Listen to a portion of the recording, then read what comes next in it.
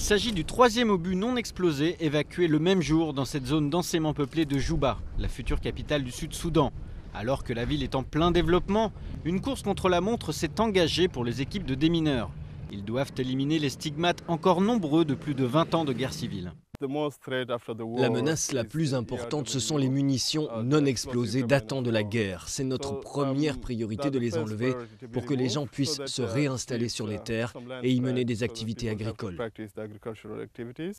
Une tâche rendue encore plus difficile par la présence de nombreux habitants autour de la Djebel Koujour, montagne surplombant Juba et lieu stratégique pendant la guerre. Casseurs de pierre originaires du Nord ou sudistes, récemment revenus dans leur région après des années d'exil, ils ne sont pas toujours conscients des risques.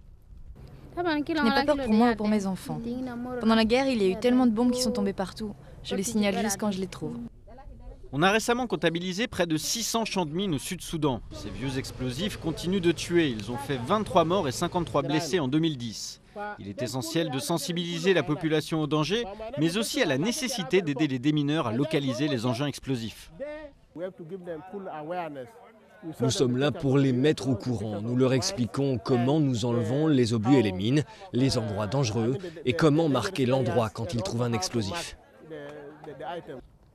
Le déminage est une étape clé pour le développement économique du Sud-Soudan, notamment en vue de la construction des routes et pour l'essor de l'agriculture. Ce sera l'un des premiers défis à relever pour l'administration du nouvel État qui devrait naître en juillet.